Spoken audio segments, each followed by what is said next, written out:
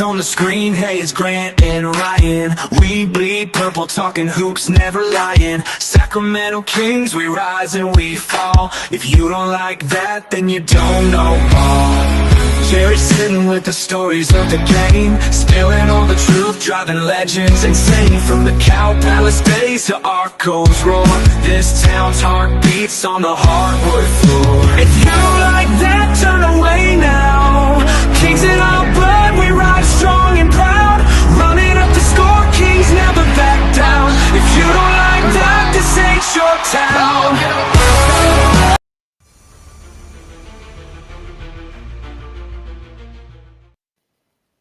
Hey, Happy New Year. Happy New Year's, Kings fans. 16-0 run in the final 3 minutes and 34 seconds. Think about that. You're down 107-98 with 3.5 left, and you score 16 straight points to end the game. What a turn of events, Ryno. Yeah, not going to count the last possession where Philly just threw one up, Grant. 7 straight stops, 5 turnovers in those 7 a lot of turnovers. Paul George, terrible down the stretch for Philadelphia. Boy, he made some horrible decisions. But, listen, the Kings had to win this game without Joel Embiid and Kelly Oubre. They were playing without Keegan Murray. But when you don't have Joel Embiid on the floor, you've got to take advantage of it. And Sacramento did that. And, again, things look bleak with 3.5 left. You're down 107-98. You can't stop Maxey, who had a big second half. I mean, that's what Maxey does. And the Kings had no answer for him in the second half. But they were able to get the stops. They forced some turnovers, and maybe they can build on this a little bit as they move to 15-19. Still a ways to go to get to 500 with a tough Memphis team coming in, but maybe you can build on this. Yeah, well, you can't win 2 in one game, so you got to go one at a time. It was really bleak, Grant. At the end of the third quarter, Trey Lyles gets teed up. The Kings turn the ball over 7 times in that period. Bad. And look, Fox brought him back to start the fourth quarter, and it was on from there, Grant. Yeah, definitely a really good win considering how they won this game. And you look at the box score, right? And you look at the bench, right? So Lyles didn't do a lot in the second half. He had 9 at the break, but he ends up, with 12 points. And then you look at Herter, and you got to wonder what the hell's going on with him again. He's only 1 of 8 off the bench. So you didn't really get much from the bench. This was a game that the starters won for you, led by Fox's 35. Monk had 20. You had Sabonis with his usual 17. How about Sabonis with 21 rebounds in this game? And obviously, when you don't have Joel Embiid, they don't have anyone down there, and Sabonis really had a field day. Yeah, he really did. And Andre Drummond, not a tough guy or not an easy guy to deal with at times. No. And so it's 10th game this season. He's had 15 or more rebounds. Impressed by him. Turnovers, still an issue, though. 6 turnovers. He's got to clean that up. But to your point about Kevin Huerter, 18 minutes. Those are 18 minutes that could be up for grab once Devin Carter gets back and gets healthy. Yeah, and I just wonder when that is because he's now officially on the Kings roster. Could that be for the Memphis game? It very well could be. Devin said his body's feeling good. It's just a matter of getting into game shape. That Stockton G League game was the first time he had played organized ball since the Big East tournament. It's a long time, Napes. Again, you look at the way the Kings won this game. That final 3.5, and how many times have we come on the post-game show talking about how the Kings crumbled down the stretch, right? I mean, that's been a repetitive – the Detroit game. Hello?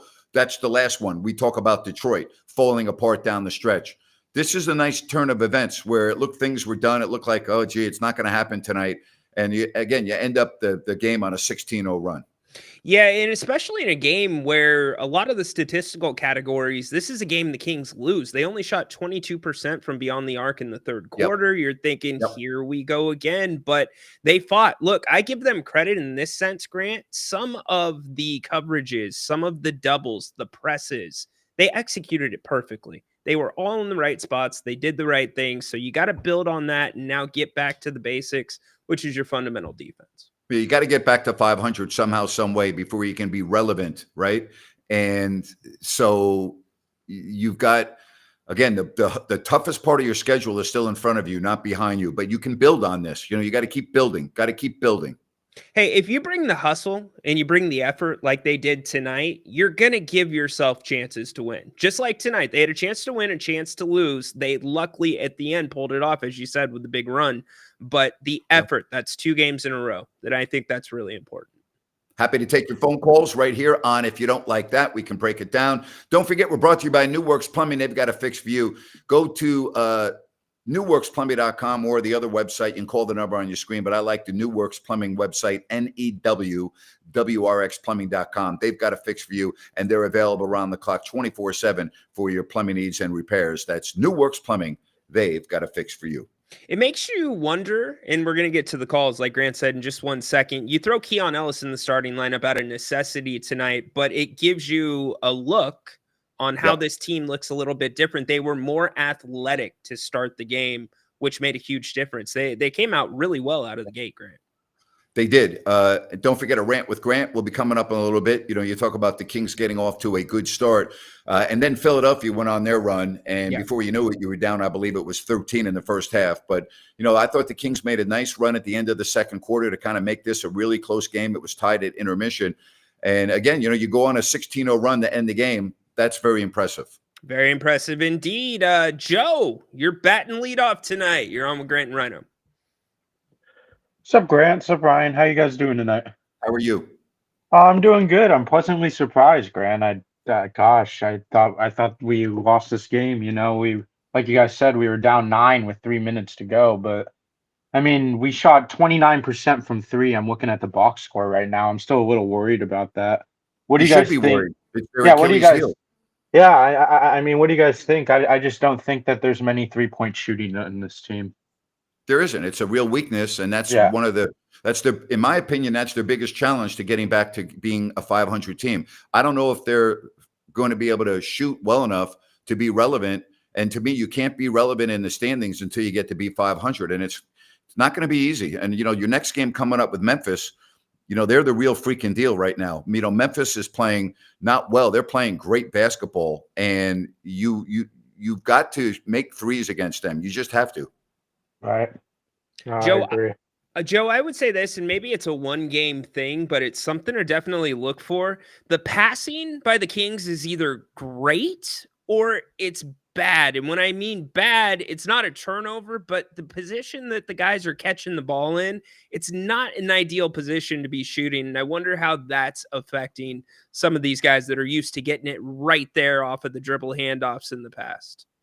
Yeah, very true. Very true. I don't know why they're still giving McDermott minutes, but, you know, I think with the bench being so thin, it's like you kind of have to try anything that works. So. Here's what happens when you have a coaching change. Coaches have different viewpoints of players, and some players are in a doghouse, some players are this or that. And, you know, Doug's probably just trying to see if maybe with him being the coach, that gives McDermott a spark to be a help off the bench. I don't think it's going to happen, but I think that's what Doug was thinking there. Yeah. Hey, well, thanks for taking my call, guys. I'll be listening in. Thank you. Appreciate your phone call. Yeah, I think those minutes were as much off of the Keegan injury as anything, because he wanted to play Trey a little bit heavier. But you know what would be interesting, Grant, is this style that they played tonight. If Embiid's in this game, you can't play that style. The 76ers were a little bit smaller. So how can this team adjust, Napes, to playing teams with a big? Well, that's a great question. I don't think very well. I think it's going to be a real problem. And, you know, listen, we know about Philadelphia. They're having a terrible year, but they had been playing very well coming into this game. But that was with Embiid, and that's with Kelly Oubre. They really miss Oubre a lot in this game. But let's face it, when Embiid's on the floor, you have to change the way you completely play against him. And we've seen in the past, right, Ryno? When Embiid's on the floor, they destroy Sacramento. Grant, it looks like an adult playing with middle schoolers. It's like that kid. It's like, oh, he drove the team bus to the game too. What do you think about this? Thank you very much for the super chat. We appreciate it so much. Talking back to the refs and profane language and post-game interviews, do you think the league has lost some professionalism? I think that it's an issue across the board in a lot of sports, not just the NBA. But I do think the NBA has a big issue, not a minor issue. And Jerry would concur with me on this. There's way too much talking. There's way too much yapping with the players and the refs. It's this respect for the game has gone overboard. Adam Silver's respect for the game, in my opinion, has kind of backfired on the league. Yeah, and if we're talking about instant replay and expanding it and that slowing the game down, you got to address the talking to the refs first. because that's slowing it down even more to a degree. But Grant, I would say, and you've said this in the past, the technology is better now because it's not always been pleasantries down low on the court. That's correct. Very good point. And with the technology, it does change that. So, I know a lot of fans are excited. I'm a big picture guy, okay? I want a bigger sample size. You lost to the Lakers without LeBron James, and you beat a Dallas team that had no Kyrie, no Luka, no Lively, and no Klay Thompson, all right? And it was a battle. So now tonight, you got to win with a tremendous final 3.5, outscoring Philadelphia 16-0. They're very short-handed. Let's now see. To me, this next game coming up is a real barometer. It's a test. It's a barometer measurement to see where we're at right now with a little bit of a winning streak against two teams that were shorthanded considerably. Now you're taking on a team that's second in the West. They played last night. They don't play again until Sacramento. They're going to be well rested, and they are really, really good. I want to see. That to me is going to be a measuring stick game coming up against the Memphis Grizzlies. Yeah, it's a great point. And quite frankly, it's a team you can play your ideal style against. If you want to come out and push that pace, Memphis is more than happy to do it with you. And again, who knows? Maybe you got Devin Carter on the floor, and he can give you some valuable minutes guarding Desmond Bane or Ja Morant. Absolutely. Excellent point. Dennis, welcome into the conversation. You're on with Grant and Ryno. Yo, you guys hear me? We got you. Happy New Year, fellas. Same to you. Happy New Year. Hey, thank you. I appreciate you guys so much. Appreciate you. Thank you very much for joining us and your support. It means a lot. I just want to say I'm so happy with the way Doug started Keon. Like that was like amazing. Like I did not have that on my bingo card this year, obviously. And I had maybe Lyles, Alex Lynn, maybe Dougie. He went to the right spot, and it shows. And he trusted Keon, and as fans, we appreciate that because we understand what Keon brings to this team. He's the center, not the centerpiece, but he's just like one of the best parts of this team. And if you're not playing him, you're not getting the best of the Kings, honestly. And well, he started because Keegan Murray was unavailable tonight. Well, you understand honestly, that, right? And the matchups. I'm not saying that not to start, but just playing him like 16 or more minutes. Like I went down to the basis of my analytics, and it's like we had to hit these certain marks for us to have a highest winning percentage. And tonight, Keon played 16 more minutes, and we hit the free throws 20 or more times. And those are like our key points for our winning percentages going through the roof. For that well, alone. let's not get carried away with the winning percentages going through the roof. All right, you won 2 games here. Let's calm down a little bit. At home with Doug, our new coach. Yes, let's calm down a little bit, okay? Let's calm down. No, seriously, let's calm down a little bit. I'm going to give Doug his praise. Whoa, stop. This was a really good win tonight. Right? Stop. This was a really good win tonight, okay? It was. You outscored the opponent by 16 points in the final 3.5. You were down 107-98. Best player. Stop. We fouled out Paul George, Grant. Stop. That's coaching. That's good coaching right there. Go away. Would you please go away? Stop. You just settle down. Would you please look at the big picture? All right. This was a win you had to have. By the way, I picked Sacramento to win at halftime. Ryan picked Sacramento to win at halftime. And Jerry picked Sacramento to win at halftime. I like the way the Kings ended the second quarter. I like the way they started the game. I picked them to win. I thought they were going to win the game, and they won the game. But let's put the brakes on a little bit, okay? You need a much bigger sample size. And to me, again, I'm looking at Saturday or Friday or whatever the hell day it is. I'm looking at that as a measuring stick game. Memphis, they're healthy. They're going to be rested. Yep. They're the second best team in the West. I'm looking at that as a measuring stick game. I agree. And you're going to deal with the big too. Zach Edey getting in the mix for the Grizzlies. That's a different element than they had the last time. He didn't play in the first game. He did not. Hurt. Exactly right. Exactly right. All right, Jay, welcome in. What's going on? How you guys doing? Hey, Jay. I think tonight's game was kind of tough to watch at times. And I think the thing that really irks me is Doug Christie's been on record saying it, and so has Mike Brown. They say that there's Been on enough. record saying what? I said Doug Christie has been on record saying this, and so has Mike Brown. They've both said this on record, that there's enough in this locker room. And it's very evident that there's not, especially looking at the bench production tonight. Trey Lyles with 12 out of the 14 points off the bench. Great game for Trey. Phenomenal. Love it. I don't even know who scored the other 2 points, but the point is there's not enough in this locker room. So I don't know what they're telling I really hope they're not telling the front office that they really believe that there's enough. Well, let me ask you this. What do you expect Doug to say? Right. Well, yes, that's why I said I hope he's not saying that to the front office. I understand you can say that to your players and to the team and to the media, but behind closed doors, when it's time to Monty talk McNair's not stupid. Monty McNair knows what the problems with this team are. He understands. But, like acknowledging what your problems are and doing something about it, it's not like players grow on trees and you walk out into your backyard and grab a player. Now, the bench could get significantly better when Devin Carter comes back. And if Carter is as good as some people think he can be, that will then change the makeup of this team defensively. And if he can score a little bit, that will give you a bonus off the bench. And I think Kevin Huerter won't play anymore. I hope so. I hope that's the case too. Ryno, you were going to say something? No, I was going to say exactly what Grant said. If you came out and said there's not enough on this team to the media, you've thrown your entire team under the bus.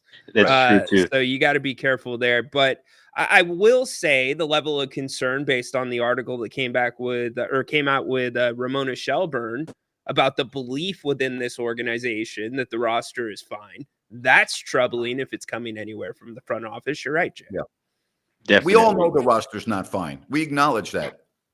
Okay. If the roster was fine, the Kings wouldn't be 15-19. Right, exactly. Okay? And then I want to get your take real quick. I spoke to Ryno about this, but just the Devin Carter debut. I don't know if you caught any of it, or I'm sure you looked at the numbers though, and your takes on that. The debut with the Stockton Kings? Yeah. You know what?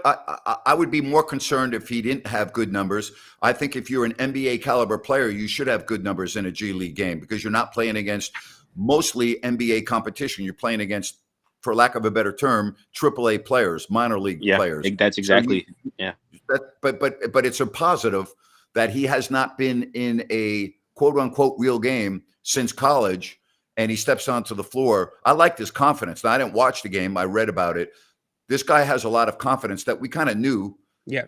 But, when he listen, if he plays on Saturday, he's not going against G League players. He's going against John Morant and Desmond Bane. There's a little bit of a difference. Yeah, don't expect, if there's any fans watching, don't expect them to drop 30 points on Saturday. But he could give this team a real lift. He could give them you remember when Davion Mitchell was young and he came in and played hard-nosed defense? That can be contagious. And I do think his offensive game, at least just from what I've seen, the little I've seen, is better than Davion's. So you kind of get that upside there. Now, I'm also going to tell you this, and we went through the same thing with Keon Ellis last year. When Keon started playing, he was playing very well. And I said, okay, things are going to change after a couple games. Why? Because of this scouting. And you get a book on a player. Yes. And what happened after that? Right? You're 200% right, Grant. 200%. So the same thing, I'm just telling folks, because I don't want to, the same thing's going to happen with Carter. He might play very well early in his career, meaning the first 2 or 3 games. And then there's going to be a book on him. Yep. Yes. And you're going to, every player's got a weakness and they will exploit his weakness. And they did that with Keon Ellis. And so I believe that he could give this team a real lift in the beginning, then simmer down a little bit. Then he's got to learn what he needs to work on. It's all part of the game. Process. But this Memphis game, to me, could be a turnaround game for this team. Wow. Oh, absolutely. 100%. If you beat Memphis at full strength, this should give this team a lot of confidence.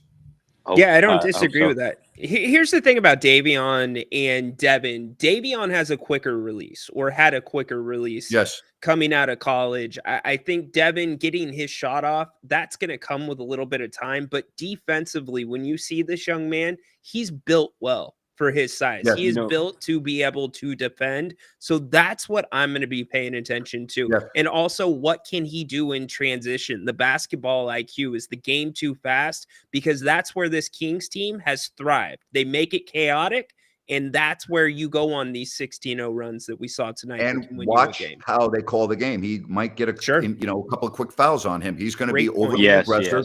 And the officials, how they call the game is going to be very important when he steps onto the floor. Great. It's funny that you bring up his jump shot. It is a little bit slower than Davion's, and I think that might have to do with his wingspan. So that's going to be because it looks funky sometimes when he shoots the ball because you're looking at a guy who's 6'2" with a 6'9", 6'10" wingspan. So it kind of looks awkward at times. But I think working with great shooting staff, trainers, I think he'll get that down right now. Yeah, Grant Halley's looked a little funky, right, when he came out. The what? I said Halley's looked a little funky when he came out. Grant.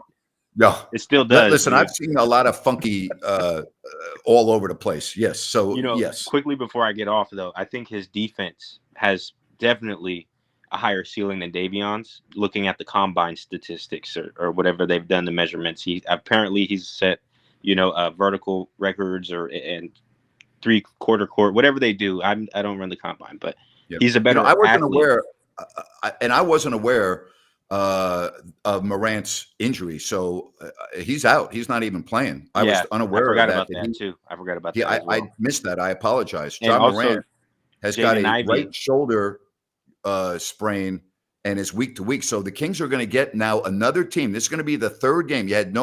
Dallas had nobody. Now you play Philadelphia without their MVP in Embiid and no Kelly Oubre, and now you're going to get Memphis without Morant. That's huge. And you may not have Brandon Clark, who's got a calf injury. All right. So, by the way, Edey did not play against Phoenix. He's got he's in concussion protocol. Oh, really? So, I missed that too. Well, to be fair, we played Memphis without John Morant the first time. And you remember it was terrible. His performance was terrible that night. Well, he only scored. Yeah, I was going to say it's either a good thing or a bad thing because he was chucking up threes, and that actually helped the Kings stay in to a degree. Well, the big one is Morant. Now, you were going to get – I'm wrong. First of all, I got to back up. I did not realize Morant got hurt. So you got Morant now, okay, out. That changes everything for the game. You may not have Brandon Clark with a calf, and you may not have Zach Edey. This is another opportunity where you cannot afford to lose a game against you. You must beat Memphis in this game. You absolutely have to. If they don't have John Morant, you got to beat them. After January 6th, I think that's the first game we play on the road trip. It doesn't get easy from here. Especially, if the Grizzlies were healthy, it would start now. And if the Sixers were healthy, it would have started today. Actually, if the Mavericks was healthy. Well, if Dallas were healthy, it would have started in the last game. If the Mavs were healthy, it would have already started. So. Hey, listen, you got to take advantage of these opportunities. Yeah. I'll hop out. I'll let some other calls. All right. Thank you. Thanks, Jay. Appreciate you.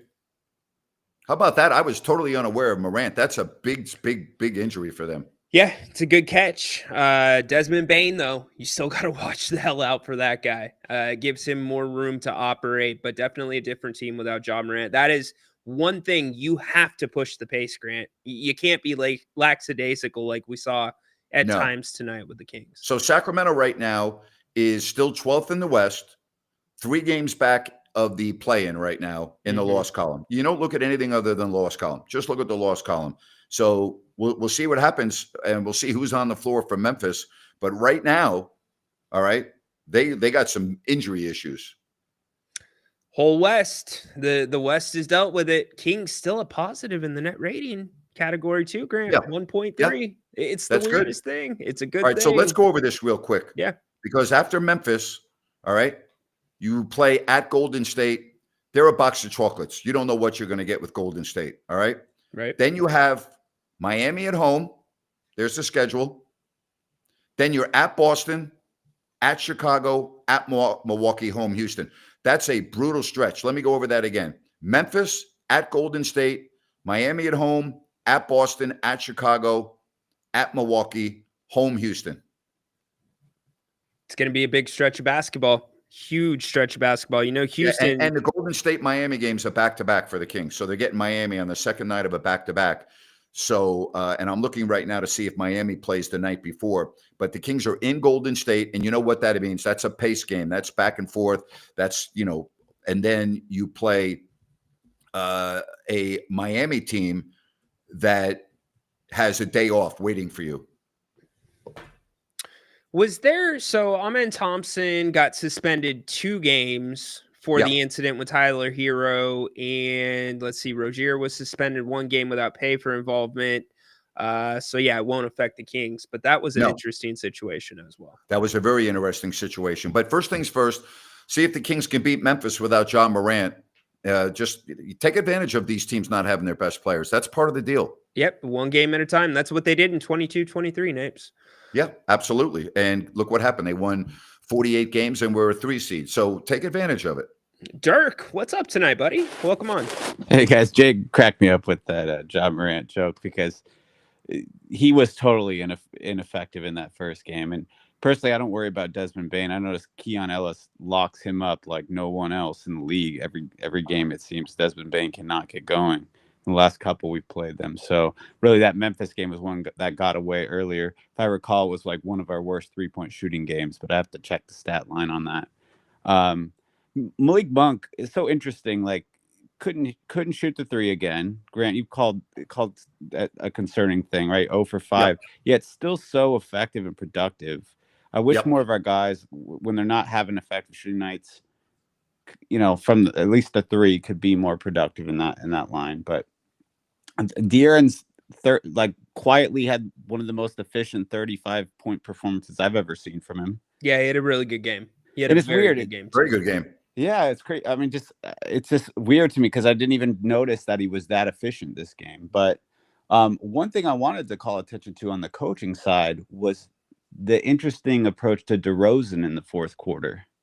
Like, I was watching him early on. It didn't seem like he was effective at closing out the 3-point line. He was really slow to approach his defenders. Doug didn't put him back in until 2.5 minutes to go in the fourth. I thought that was interesting because I was noticing that Keon's defense was really effective. They were, on this. I thought that was a real smart choice. Well, they went on a 16-0 run as part of that. So, yeah, it worked out just fine. Absolutely. You had to get stops. You couldn't trade buckets at that point. No, you had to get stops. Great point. No, absolutely. It felt like the old energy a little bit more. I'm not going to get ahead of myself here, but it felt that first quarter felt a lot better than the last few first quarters, even though we're down to start. I'm cautiously optimistic, but very emphasis on cautious. Hey, listen, take advantage of these teams that are shorthanded. Take advantage of it, and you got to win these games at home. You got to. I mean, if I told you 2 weeks ago or 3 weeks ago or 4 weeks ago that you would be playing Dallas without all of their stars and you'd be playing the or Lakers without LeBron before that, which you lost, and then you'd be playing Philadelphia without Embiid and Oubre, and you'd be playing Memphis without at least Morant, you'd be licking your chops, right? No, take advantage of it. Not this team, Grant. I've never felt that way. They're not. I mean, you guys know it's like every game we seem to lose the teams that don't have their star player. Yeah. We play down to that competition. So I'm a little disappointed John Morant's not going to be there again because I think De'Aaron can at least cancel him out offensively. And last game, they shut him down. So they figured something out about Memphis. I still have to rewatch that game. That was Colby Jones and Keon Ellis that did the majority of the work against Memphis and John Morant. It definitely was not De'Aaron Fox defensively. No, I know, Ryan. I just mean offensively, De'Aaron can neutralize John Morant. So if you take those two guys out of the game, Anyway, I get what you're saying. I'm not attributing credit there, but I'll let you guys go. Have a good evening. Really appreciate it. Happy New Year to you. Thank you very much for the call.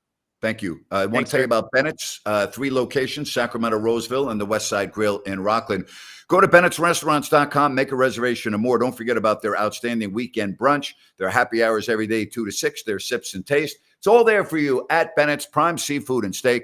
Man, I wish I was there right now. Love it. That's Bennett's. Go to Bennett'sRestaurants.com. Again, prime seafood and steak, an outstanding choice. Sacramento, Roseville, and the West Side Grill. Kings win. They go on a 16-0 run. They're now 15-19, still climbing up the mountain. Still got a ways to go. But now you're getting Memphis without their best player. Yep, climbing and haven't fallen off the cliff yet. When he Dirk brought up Malik Monk, he got to the free throw line 10 times, and he was 100% from the free throw line, which is great when you're not shooting the 3-ball well. That's exactly. Look at the Kings free throw percentage as a whole tonight. Outstanding. Outstanding. Very good point by you. Matthew, welcome into the conversation. Happy to have you on if you don't like that. Hey guys, how you doing tonight? What's up, Matthew? Thanks for calling. Yeah, thanks for having me. I think it was a good game tonight. Good win. I was especially impressed with the free throw shooting tonight. 22 of 24. Yep. Huge. We were talking about how they haven't been getting to the line very much lately, so I think that's a big positive for this one instance. Personally, It's a massive huge. positive. It's everything for them because last year it was down 21% from the playoff year. You crept back down to only up 5% coming into this game. When they get 22 or more free throws, they are at their best. And tonight they got 24. yeah, and I feel like under Doug, they've really made an emphasis to push the pace whenever any chance they get, like tonight and the last game. So you have to really try to push the pace, which is where I feel like the Kings thrive. Yeah, they have to. I think They have to do it against Memphis. They have to do the same thing against Memphis coming up. Same exact thing. Yeah, I feel like when they push the pace, that's when they're at their best, and that's when like the ball moves the best, and that's when they get the best open shots. And With you. tonight, sorry, what was that, Ryan? I said I'm with you. Good job. Yeah, and I think Fox played great tonight. I know we've been a little bit sour on him lately. Played with great all the trade tonight. stuff. Yep. And like what was he, 14 to 17, like 81%? Like that's great. But I think Keon Ellis was amazing tonight. I know he only had 9 points. He made a big three down the stretch, and his defense was incredible tonight. He had so many deflections, just changing so much stuff, especially on Paul George in the second half, holding him to only 10 points and forcing him to really difficult shots. I think he was great tonight. Huge. Yep. De'Aaron, 13 of 16. To quote him after the game, I think a lot of it was being able to get downhill, just being able to get to the paint. Those things open up the floodgates, and you feel good when you're able to get downhill like that. Yeah. And now, again, you get a day off, Memphis, day off at Golden State, and then the next night, Miami. So what do we talk about? 3 games in 4 nights coming up, right? Yep. Big 3 games in 4 nights. Yep. With Yeah, Miami having a night off waiting for you while you're in San Francisco. Yeah. But one negative I thought of tonight was the assist turnover ratio. I know we usually say when they have a Not good great. assist turnover ratio, Good point. usually end up winning or having a good shot at winning. Good But point. tonight, I think they had 24 assists to 17 turnovers. That's not going to cut it most nights. Yeah, Good they had 7 turnovers in the first half, and then they came out in the third quarter and had 7 in that period Yeah. alone, Matthew. Yeah. All right, that's all I got. Thanks for taking my call, guys. Thank you, Good job, man. bud. We really appreciate it. That's a good call right there. Good job knowing all the numbers and everything else. And don't forget, folks, we appreciate our sponsors. Want to say Happy New Year to all of them, including the folks out at Sunrise Landing, and we appreciate everything they do on this show. Sunrise Landing from Blazona Development. It is the newest residential community in Calusa, and all you need to do is go to CalusaSunrise.com. You check out these beautiful models, 6 in all to choose from. Remember, no Mellorews, no homeowners, adjacent to the Calusa Golf and Country Club, access to I-5, Highway 45, Highway 20, and all the information, again, at CalusaSunrise.com. Beautiful Sunrise Landing. Check it out. You'll be glad that you did. Again, this is a Blazona development project and Sunrise Landing. Kings, 16-0 run to end the game. Now 4 games under 500 with Memphis coming up next. GP, welcome in tonight. Hey, how you guys doing? How are you? Good. I just wanted to touch on a couple of things, man. I just been listening. I know this team needs help. I love Doug. Just like, we've loved him as a player than a broadcaster. I think we should give him a little bit more credit than he's deserved. But I feel like in the front office, we should have definitely let Monty McNair go, or some of these people that are scouting our talent, because obviously we're thin on the centerpieces, and we keep drafting guards. And I just think going forward, I see all of these teams, they make smart decisions, whether it's picking up off of G League or signing guys that are free agents. I think we just need somebody who's doing a better job of that. I know we're relying on this guy, Devin Carter, and it's not his fault, but hey, had the team had some help, maybe Mike Brown would have still been here, But Maybe. Thanks for the call, because it's very hard to hear you, but we appreciate your call. The bottom line is they didn't take Dalton Connect. And maybe 3 or 4 weeks or 2 months from now, we're talking about it was worth waiting 33 games or so for Carter. I mean, we can't, and I said this a month ago or 2 months ago. We can't rip the Carter pick until we see him play for a while. All right. Now we could say, well, they should have taken Dalton Connect based on what this team's needs were. And I still would go along with that. I would have taken Dalton Connect. But we might have a completely different conversation after watching Carter play. It's not fair to Carter to just say, well, it's a bad pick. We don't know if it's a bad pick or not. How would we know? He hasn't played yet. And I think to GP's point, we've got to separate those two things, draft picks and what's going on with the G League and Stockton, because do you know who Keon Ellis is? Do you know his story? He was undrafted and developed by your G League team. Isaac Jones, who's played a decent amount of minutes this year, two-way guy, developed between the two systems. Stockton's near the top of the G League at doing that. So that's not the problem. It's acquiring free agents. It's the issue. Amen. 100%. Guru, all the way from What's the up, Zach? TNT studios. How you guys doing? How are you? I just want to say a couple good numbers here. Keon Ellis, he had plus 17, the highest, which is nice to see. And the biggest number I like to see is 38 minutes. How does that sound? That sounds pretty good to me. No.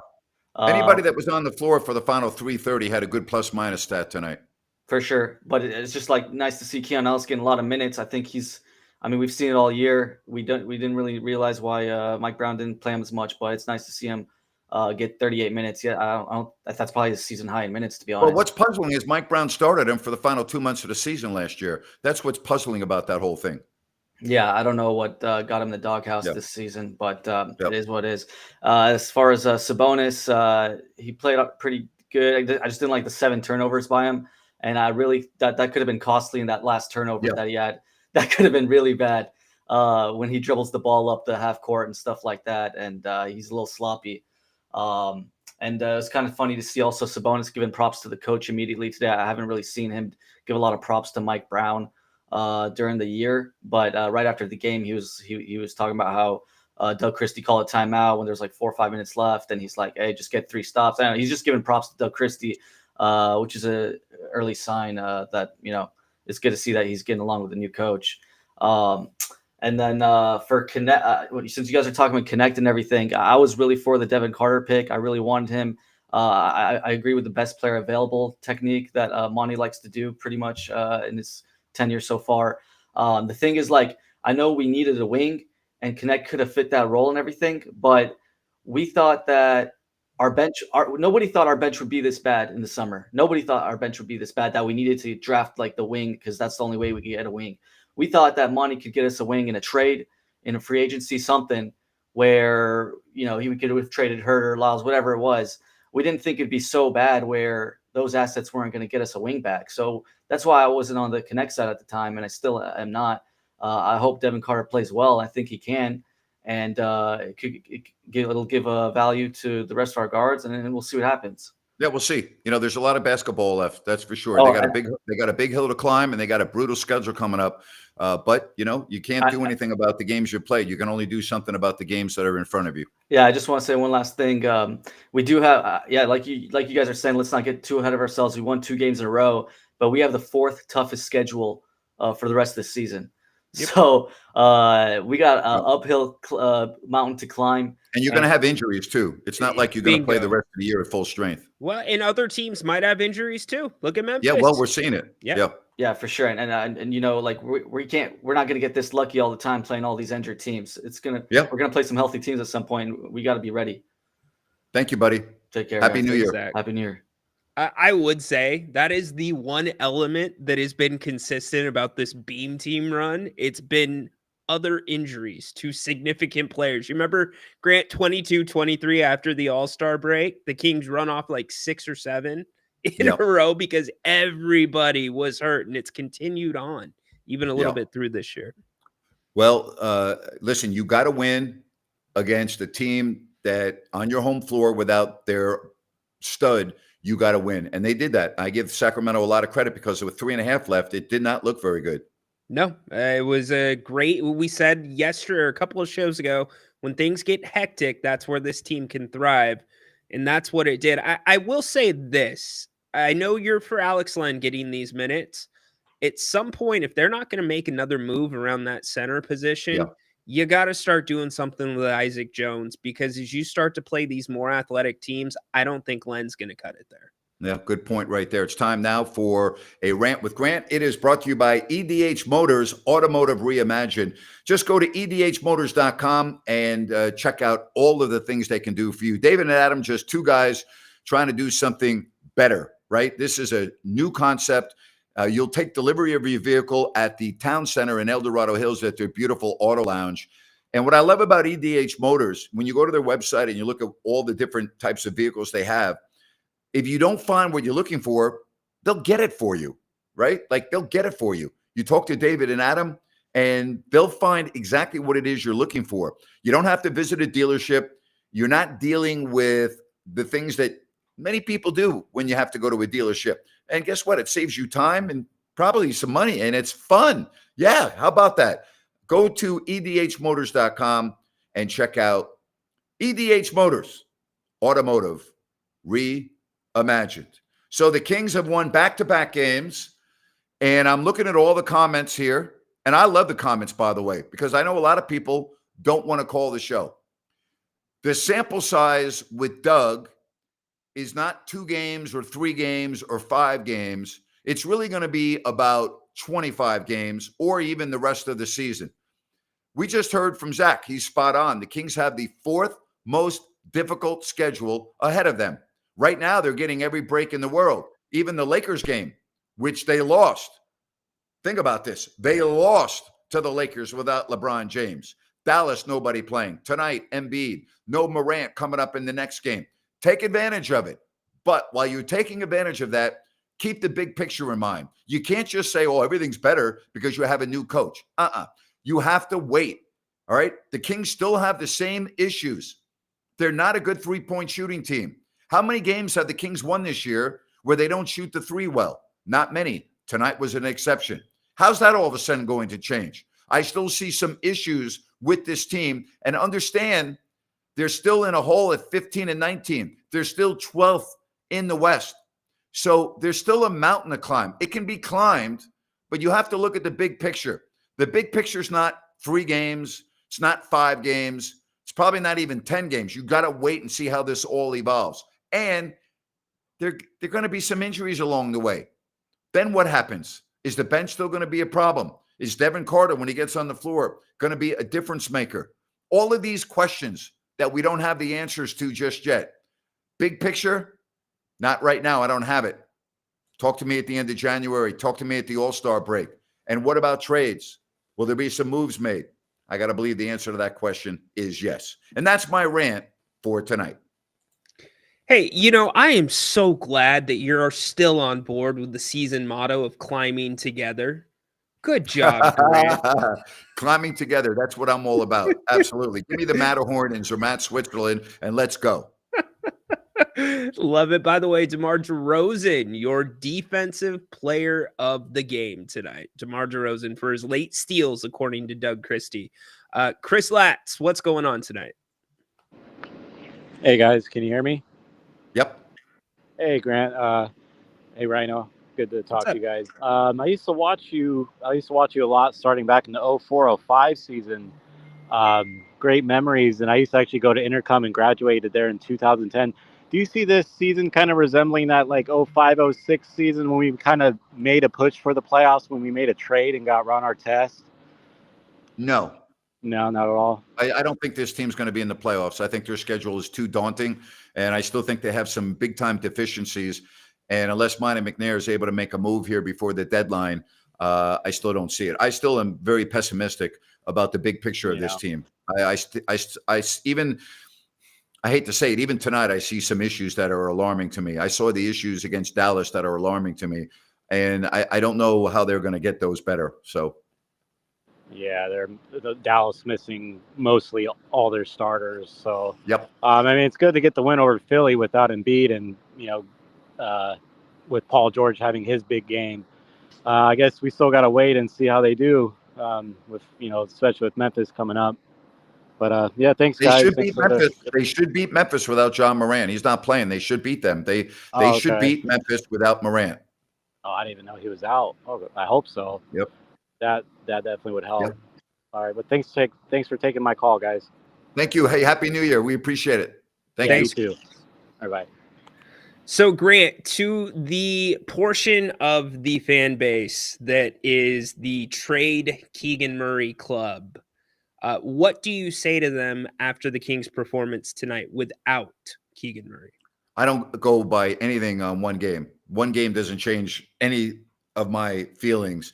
I think Keegan Murray is more of the future of this team than not. I think he's part of the solution, not part of the problem. Is he available for a trade? Hell yeah. There's not a player on the Kings that's not available for a trade if I'm the GM.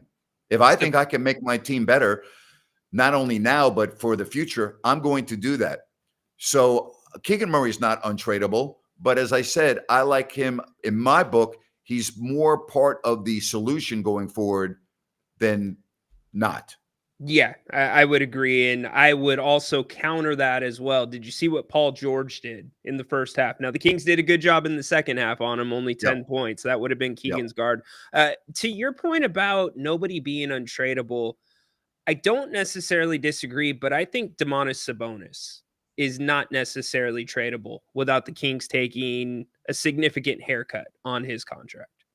Okay, so maybe we take him off the board. Is that what you're saying? I think you have to, because he's such a unicorn. He has to fit into the right situation, or you got to build your team around him. Yeah. All right. Good post-game show today. We appreciate all of those that you have joined us, and prayers go out to those Amen. in New Orleans in that tragedy last night. And so we're thinking about just the evil, horrible acts and the people's whose lives were turned upside down early this morning in New Orleans. And so we're thinking about everybody in that part of the country. And Happy New Year. Be safe and enjoy these wins. Get behind your team. Again, there's a lot of basketball left. Not going to be easy, but it's a lot more fun when you win than you lose, Ryno. No doubt, my friend. No doubt. And breaking news, by the way, I hate to bring this up. There was a mass shooting in New York at a night. Oh, I didn't see that. Just breaking right now. So, you know what? I don't want to get off on a tangent here. Be grateful for what you have, and just be thinking about people that are in the wrong place at the wrong time at no fault of their own. Like in New Orleans, and I'm trying to get information, and I will when we get done here. But at least 10 people wounded in a mass shooting outside a Queens nightclub. Queens is one of the boroughs of New York. All right, Ryno, Happy New Year to you, my friend. Happy New Year to you and everybody in the chat and that called. Thank you very much. We'll be back. I'll be back tomorrow, 1:00 for the King's Court. You going to be on? I am not going to be able to do a show tomorrow, and I'll actually tell everyone right now, I am not going to be with you for the Memphis game. So you will be with Jerry at the half of Memphis, and you'll be solo for the post game. All right. Well, so how are you going to navigate your way on the post game show without so many people talking about how negative I am? How are you going to handle that? Oh, we'll just talk more about your negativity. I'll pull up some clips. We'll make it work. Maybe an AI Napier. We'll figure it out by then. Yeah. See, now that would be good. I like that. AI Napier. That's great. All right. Hey, Happy New Year, everybody. We appreciate the heck out of you. Your support on this channel is greatly appreciated. It does not go unnoticed. Thank you very much. Happy New Year. We'll talk to you soon. Bye-bye now.